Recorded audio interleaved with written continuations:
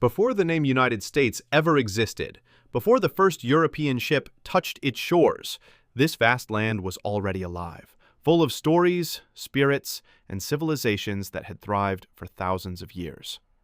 Across endless forests, from the icy peaks of Alaska to the warm coasts of Florida, hundreds of native tribes lived, each with their own languages, traditions, and beliefs. This was not an empty land. This was a land of people, the first Americans. The Cherokee, Navajo, Sioux, Iroquois, Apache, and many others lived in deep harmony with nature. The rivers were their roads. The mountains were their temples. The fire was their storyteller. They hunted bison, fished in clear lakes, and grew maize and beans in the soil that had raised generations. In the early morning you could hear the beating of drums, echoing through the valleys, calling the people to gather for celebration or ceremony. The elders told tales of creation, how the Great Spirit made the earth, the sky, and all living things. Children listened with shining eyes, learning that they were part of the land, not owners of it. Life was simple, yet sacred. The people respected the animals they hunted, thanked the rivers for their water, and sang to the stars for guidance. There were no kings, no borders, only tribes connected through trade and respect. Each tribe had its art, carvings, songs, and dances that carried the memories of their ancestors. Their homes, whether teepees, longhouses, or adobe huts, were built with wisdom passed through generations. Far to the north, the Inuit hunted seals in frozen waters. In the southwest, the Pueblo built villages from clay and stone. On the Great Plains, the Sioux followed the buffalo herds. In every corner of the continent, life was full, peaceful, yet powerful. But the winds of time were about to change. From across the ocean, wooden ships began to appear on the horizon. Strangers with strange clothing, languages, and beliefs stepped onto these sacred lands. They called it the New World, but for the tribes it was the only world they had ever known. The meeting of two worlds would bring both hope and heartbreak. The spirit of the land would be tested like never before. This was the beginning. The land before America.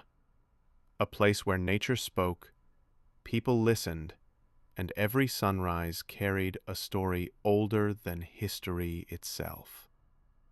In the next episode, we will journey into the moment the first explorers arrived, and how the tribes saw the newcomers not as conquerors, but as guests, unaware of how their world was about to change forever.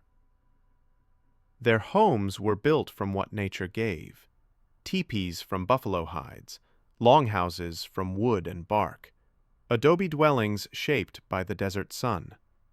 The people knew how to live with the seasons, how to plant, harvest, and hunt without taking more than they needed. Life was not about owning the land, but belonging to it. Every sunrise was sacred. Every animal had a spirit. Every drop of water had meaning. They saw no separation between human and nature, only connection. In the evenings, as the sun disappeared behind the hills, tribes gathered around fire circles. The elders, keepers of wisdom, told stories of creation, bravery, and balance. Children listened with wide eyes, learning not just history, but identity. The stories spoke of the Great Spirit who made the world, of the animals who once talked, of the stars that guided travelers across dark nights. These tales were not myths. They were maps of life, guiding each generation to live in harmony.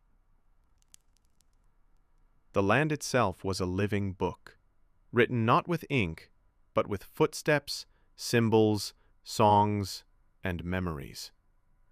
Every tree, every river, every mountain carried a story.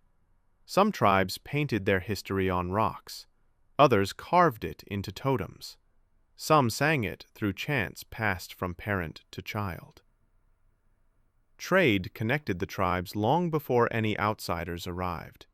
From the Great Lakes to the Gulf of Mexico, networks of exchange carried shells, corn, tobacco, and sacred stones. But what they truly traded was knowledge, how to live in peace with the land and each other. Their clothing reflected their surroundings: deerskin and feathers, colorful beads, painted patterns representing the earth, sun, and spirit. Their dances were prayers in motion, each step a call to the sky, each drumbeat a heartbeat of the earth. The people were scientists without books, astronomers who read the stars, farmers who knew the soil, healers who understood the power of plants. They measured time not by clocks, but by the movement of the moon, the growth of crops, the migration of animals. In this ancient America, there were no cities of stone, but there was civilization, deep, complex, and wise. Some built great mounds and cities like Cahokia, where thousands gathered for trade and ceremony.